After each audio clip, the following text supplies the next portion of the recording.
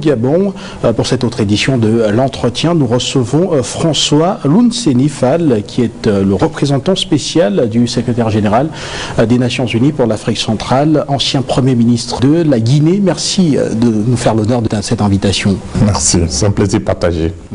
Rappelez que c'est un entretien qui nous permettra de parcourir 3 axes majeurs avec vous. Le premier axe sera votre intervention devant la conférence des chefs d'État de la CEAC tout d'abord, et puis par la suite nous aborderons votre sortie aux Nations Unies devant le Conseil de sécurité sur la situation politico-sécuritaire dans les régions du nord-ouest et du sud-ouest au Cameroun.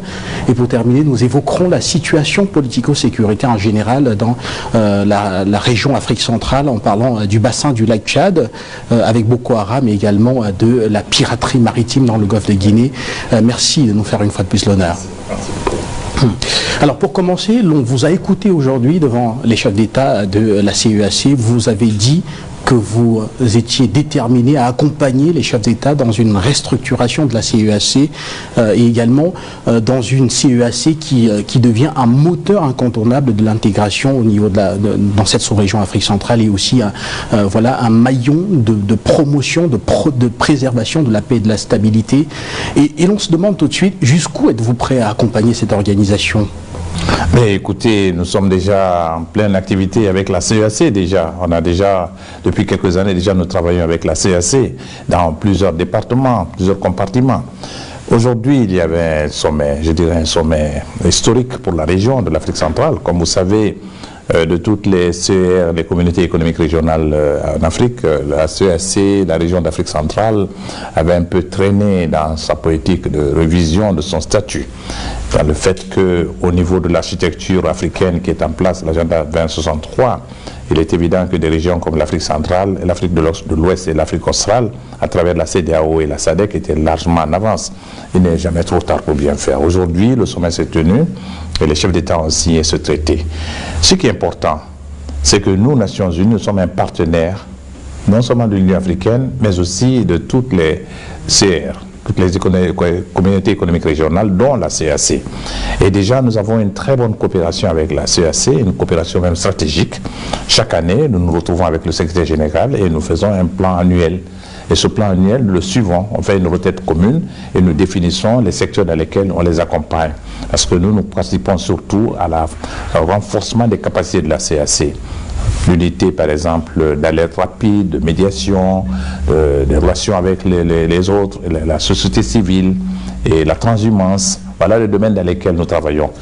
Maintenant, avec cette CEAC renforcée qui va faire un peu plus d'intégration et qui a mis en place une architecture de paix et de sécurité qui est la COPAX, il est évident que nous allons redoubler d'efforts pour renforcer les capacités de toutes ces nouvelles institutions et faire en sorte que nous venons en addition aux efforts de la CEAC dans la région, surtout en matière de prévention et en matière de règlement des conflits. Donc on nous verra beaucoup plus activement avec la CEAC maintenant, ce qui n'était pas le cas dans le passé. L'UNOCA était presque seule en ce qui concerne les problèmes de prévention. Et maintenant, nous allons le faire ensemble. Moi, je conduirai les bons offices du secrétaire général et nous travaillerons très étroitement avec l'architecture de paix et de sécurité qui va être mise en place.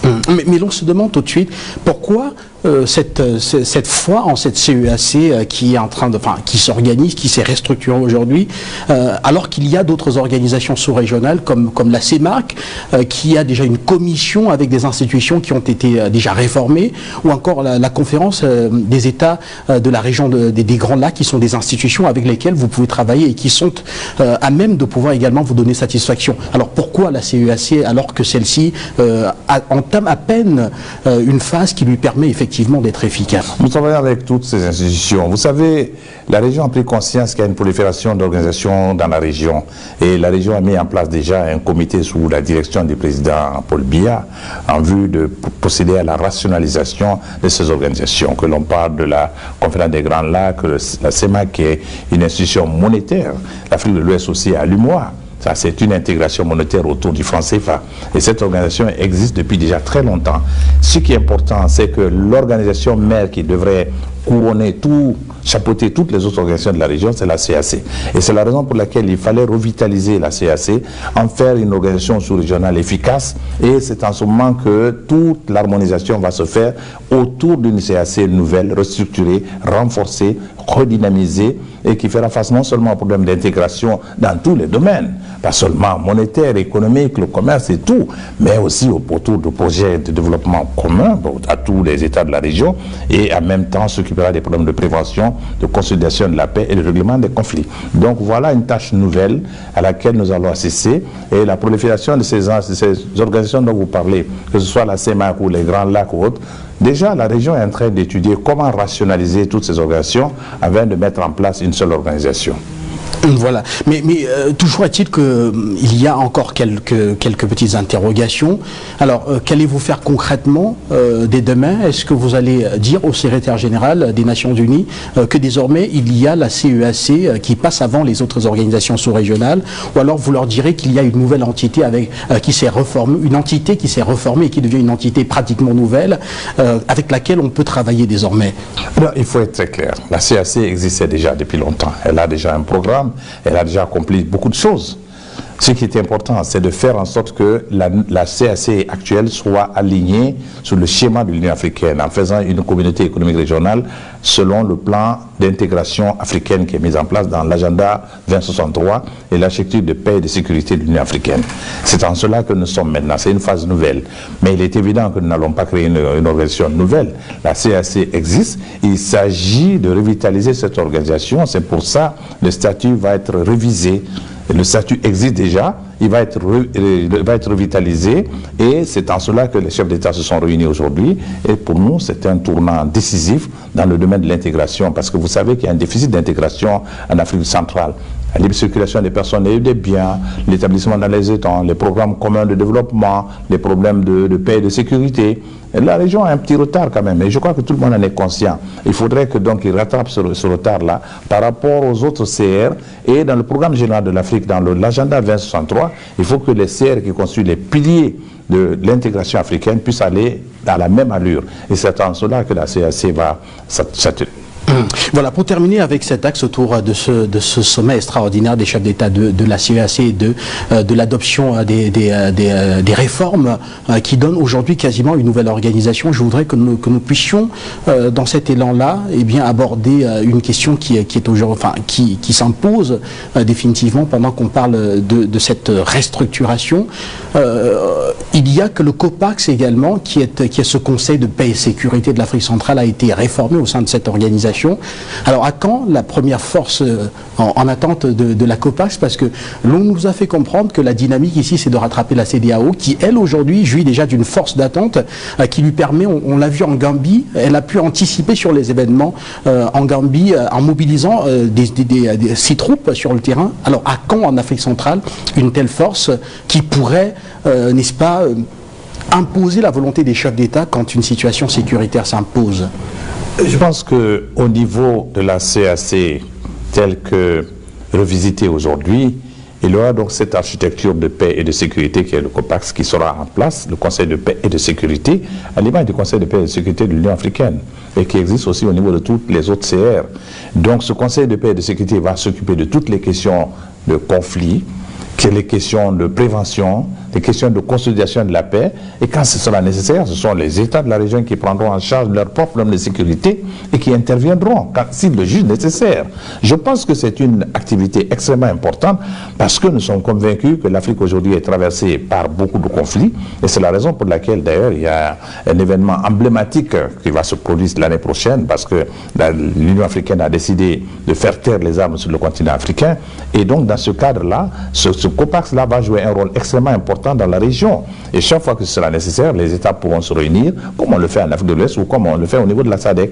Ils vont se prendre en charge, ils vont intervenir si c'est nécessaire. Ça dépendra du leadership de la région. Tout cela, ça dépendra des chefs d'État.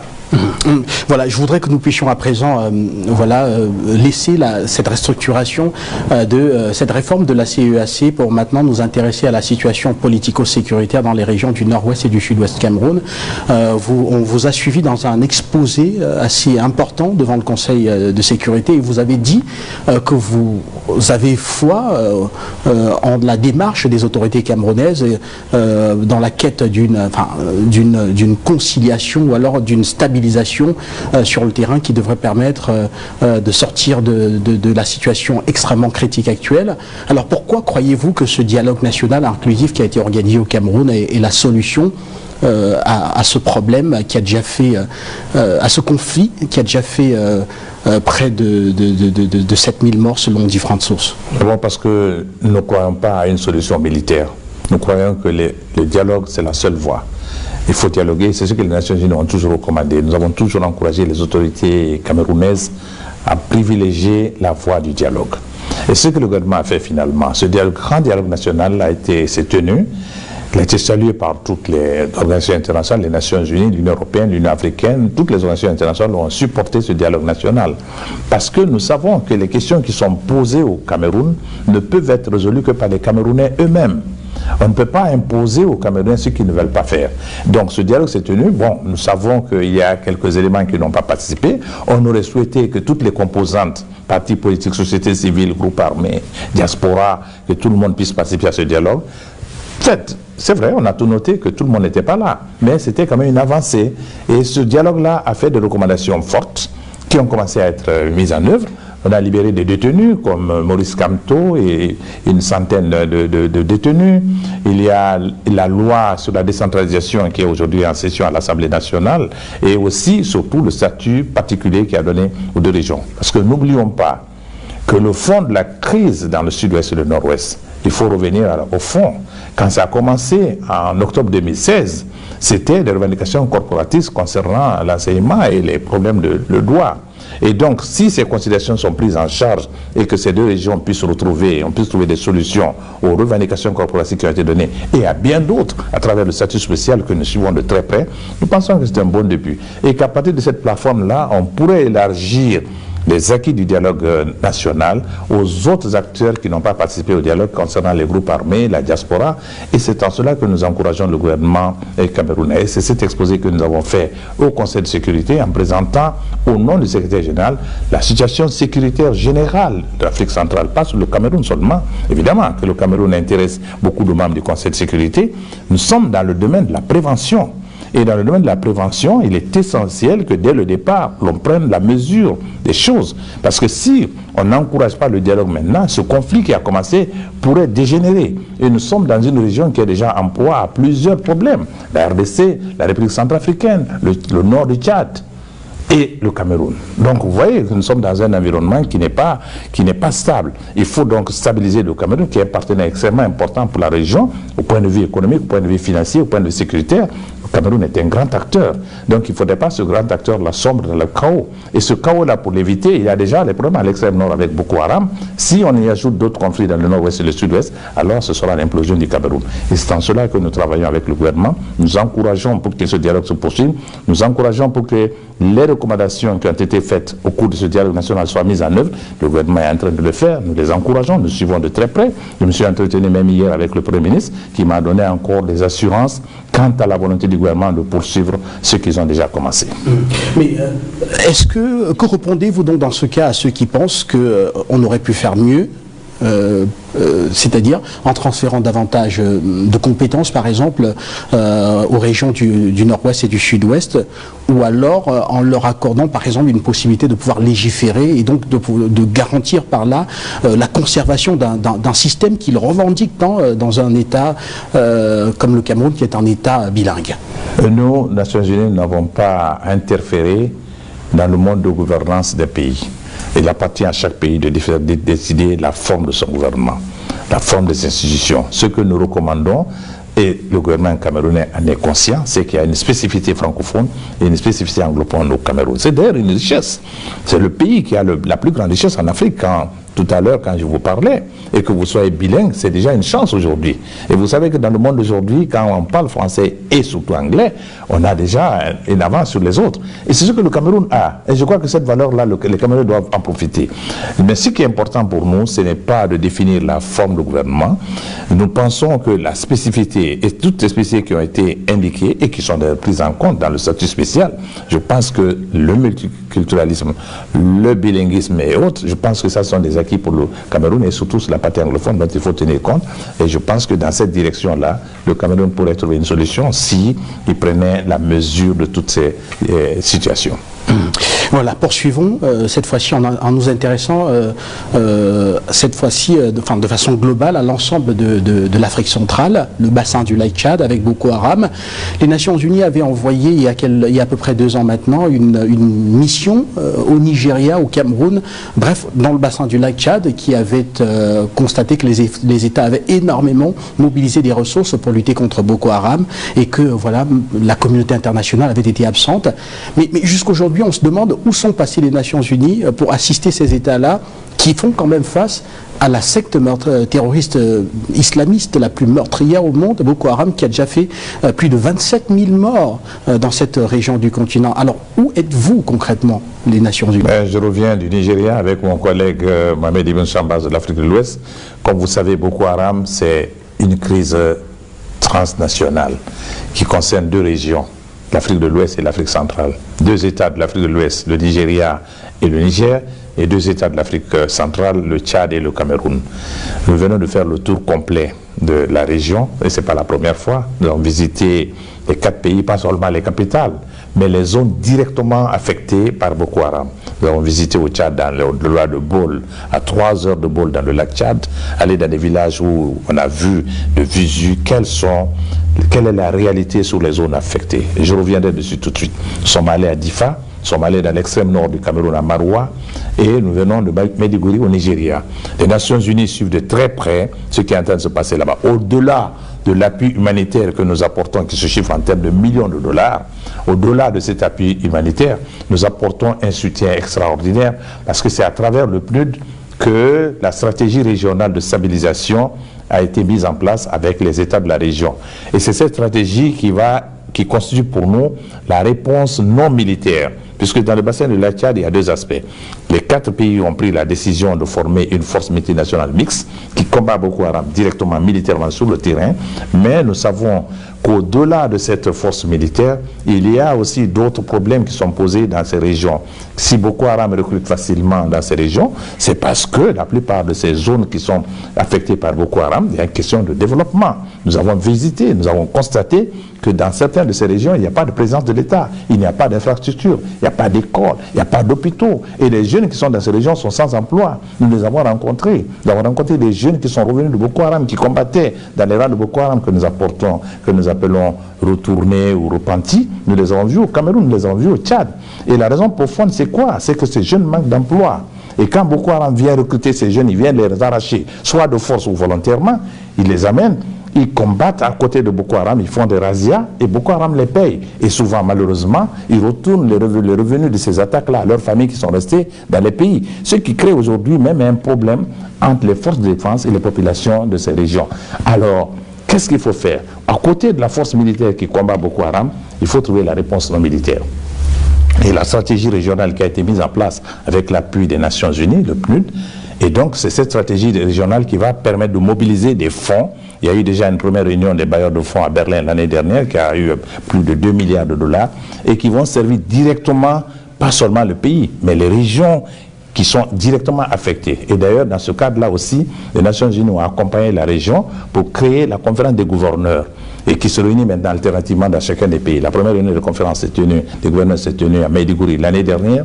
Cette année, elle s'est tenue au Niger. La prochaine réunion se tiendra au Cameroun et l'année d'après au Tchad. Pourquoi? Parce que nous avons choisi les régions directement qui sont affectées par Boko Haram et pour faire des programmes de développement dans ces régions, et les fonds qui vont être récoltés vont servir donc à faire un développement, mettre des infrastructures, des écoles, trouver de l'emploi, surtout pour ces jeunes. Parce que tant qu'on n'aura pas réglé le problème d'emploi dans ces zones, Boko Haram continuera toujours à sévir dans ces régions. Les Nations Unies sont présentes. Nous considérons que Boko Haram est un groupe terroriste qui est une menace sérieuse à la paix et à la sécurité dans la région, et qui empêche le développement de ces régions. Des régions comme Difa, par exemple, c'est une région qui n'est pas dépourvue de ressources, qui fait beaucoup d'agriculture, qui fait la pêche, mais Boko Haram trouve justement une source d'approvisionnement. Et dans toutes les autres parties des 3 à 4 pays, c'est la même chose. Et c'est la raison pour laquelle les Nations Unies sont très proches de ce qui est en train de se passer, et c'est la raison pour laquelle nous revenons de ces régions. Je suis rentré de Maiduguri il y a 3 semaines. Mais toujours est-il que pour que vous puissiez vous rendre à Maiduguri, il faudrait d'abord que la région soit sécurisée, et donc il faudrait que les unités combattantes des États puissent faire le travail. Alors, comment, ne pensez-vous pas qu'il soit important aujourd'hui de les appuyer au plan financier ou bien au plan logistique pour que ceux-ci puissent faire le travail avant que les mesures structurelles que vous êtes en train d'entreprendre puissent également faire... Je tiens à vous dire que la force multinationale bénéficie d'un appui financier extrêmement important de la communauté internationale. L'Union européenne est un partenaire, c'est le premier partenaire d'ailleurs, qui a déjà mis sur les engins et autres qui circulent actuellement avec la force multinationale, c'est fourni par la communauté internationale. L'appui de la communauté internationale est total.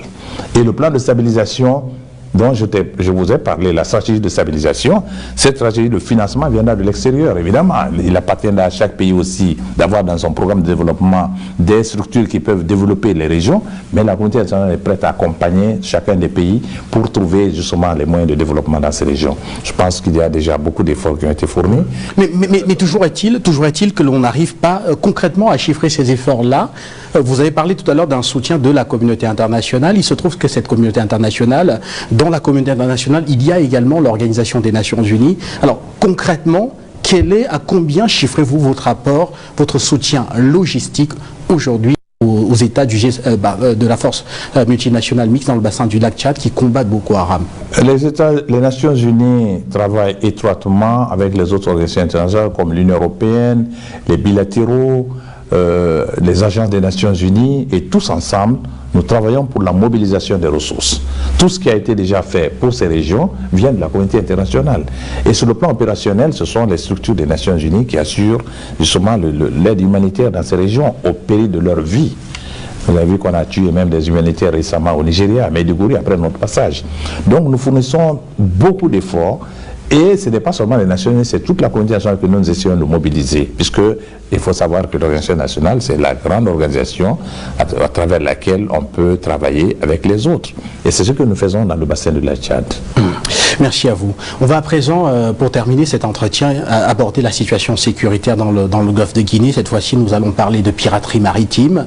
En tant que représentant spécial du secrétaire général des Nations Unies, vous êtes également amené à observer très attentivement la situation. Alors, quel est le constat que vous faites aujourd'hui quand d'aucuns estiment que cette piraterie maritime est en train d'exploser dans le golfe de Guinée? Alors, schématiquement, je vous dirais que le problème de la piraterie maritime s'inscrit dans un cadre général de lutte contre non seulement le terrorisme, les problèmes de piraterie, et qui aujourd'hui ne sont pas des régions qui sont propres, des questions qui sont propres à l'Afrique centrale seulement, mais ça concerne l'Afrique de l'Ouest et l'Afrique centrale. Et c'est la raison pour laquelle il y a eu un sommet récemment à Lomé qui a réuni les chefs d'État des deux régions. Et ces questions sont très attentivement suivies. Il y a eu déjà la commission du golfe de Guinée qui est installée, qui est à Luanda. Il y a le centre international de contrôle qui est de coordination qui est installé à Yaoundé. Et de ce centre international de contrôle, de coordination qui surveille justement, qui est chargé de la surveillance et d'engager le combat contre les pirates dans le golfe de Guinée. Les deux régions ont créé deux cellules différentes. Une qui est Cresmao qui côtoie l'Afrique de l'Ouest et l'autre qui est Cresma qui s'occupe de l'Afrique centrale. Il y a une répartition des tâches entre les deux régions et nous sommes en train de mobiliser aussi des fonds. Tout est question de fonds, de moyens. Parce que quels que soient les projets que vous pouvez mettre sur terre, si vous n'avez pas les moyens financiers, vous ne pouvez pas mettre ces projets en œuvre. Donc on a besoin de fonds pour équiper les forces qui combattent la piraterie. Regardez dans l'océan Indien ce qui s'est passé en Somalie contre la piraterie.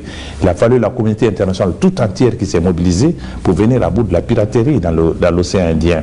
Et je crois qu'on est arrivé à ce seuil-là, puisqu'on se rend compte que le niveau d'attaque dans le golfe de Guinée ne fait que s'accroître. Et vous savez que le golfe de Guinée, c'est devenu le théâtre non seulement de la piraterie, des trafics humains, des trafics de drogue, et de toute autre chose, c'est des crimes transnationaux. Donc, pas seulement les deux régions, mais c'est tous les pays, y compris l'Europe, les États-Unis et l'Asie, tout le monde a intérêt aujourd'hui à soutenir la lutte contre la piraterie dans le golfe de Guinée, tout comme la communauté internationale s'était organisée dans l'océan Indien. Je crois que les choses avancent. Je rentre de New York où j'ai rencontré plusieurs pays, dont le Japon et d'autres pays qui sont intéressés, soit par la pêche, soit par le transport maritime, soit par le transport du pétrole, puisque vous savez le golfe de Guinée regorge d'importantes quantités de pétrole. Et donc tous ces tankers qui circulent sont des proies faciles pour ces pirates. Donc la communauté internationale doit s'organiser, tout comme on l'a fait dans l'océan Indien, pour attaquer et éradiquer la piraterie dans le golfe de Guinée. Donc le Centre international de coordination qui est à Yaoundé, nous travaillons également très étroitement avec le Bureau de l'Afrique de l'Ouest qui est à Dakar, et la CEDEAO et la CAC travaillent aussi très étroitement. Je vous dirais d'ailleurs que ce centre national, pour le moment, il est financé en très grande partie par la CAC. C'est dire que les États ont pris la mesure, mais il faut donner plus de moyens. On parle toujours de moyens parce que sans moyens, aucun projet n'est...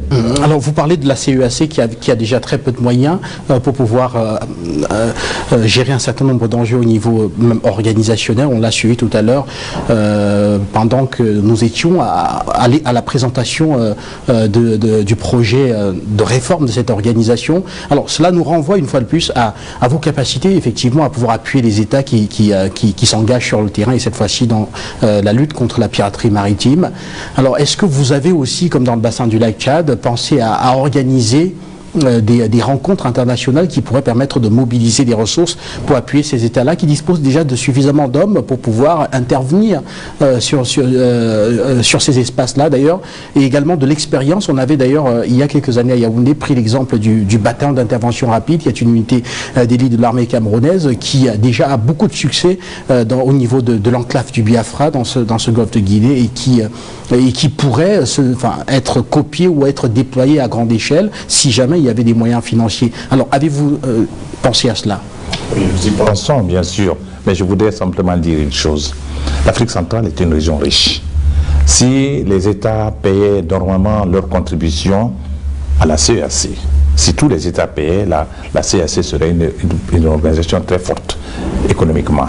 Prenez le cas, par exemple, et j'étais très heureux de constater que dans les nouveaux statuts qui ont été révisés aujourd'hui, la CAC a pensé au mode de financement par le prélèvement directement au niveau des États, comme on le fait en Afrique de l'Ouest et comme l'Union africaine l'a décidé. Parce qu'il faudrait que ces organisations se prennent d'abord en charge. Il ne faut pas tout attendre de l'extérieur. La première responsabilité incombe d'abord aux pays eux-mêmes. Et les autres viendront en appoint aux efforts nationaux. Si on attend tout de l'extérieur, rien ne viendra. On a vu dans plusieurs cas où souvent il y a des problèmes sérieux, mais si l'État ne met pas sa quote-part, Mais pourquoi à chaque fois, permettez-moi de vous interrompre, pourquoi à chaque fois vous parlez de ce que doivent faire les États de ces différentes régions, alors qu'on sait très bien que les enjeux dont ils font face sont des enjeux qui sont internationaux. Le terrorisme islamiste est un enjeu international, est un enjeu mondial. La piraterie maritime également est un enjeu mondial. Pourquoi est-ce que ces États devraient se saigner pour protéger l'économie mondiale ou alors pour éradiquer un phénomène qui menace l'ensemble de la planète? Oui, je suis d'accord avec vous, mais sachez une chose, c'est que dans la répartition des tâches, chacun doit pouvoir donner au niveau de ses moyens.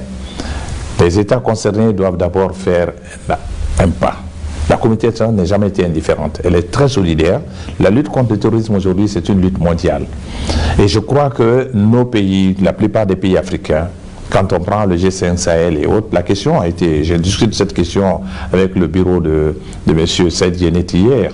Il est évident que le problème de financement au niveau de certains pays ou de certains groupements, il y a une volonté politique des États d'assurer la défense, mais nous savons que les États africains ne disposent pas de moyens suffisants pour faire face à leurs problèmes de défense et de sécurité, surtout dans la lutte contre le terrorisme. C'est ce qui est en train de se passer avec le G5 Sahel, qui cherche désespérément le financement pour faire face au terrorisme dans le Sahel. C'est le même problème dans le bassin de la Tchad.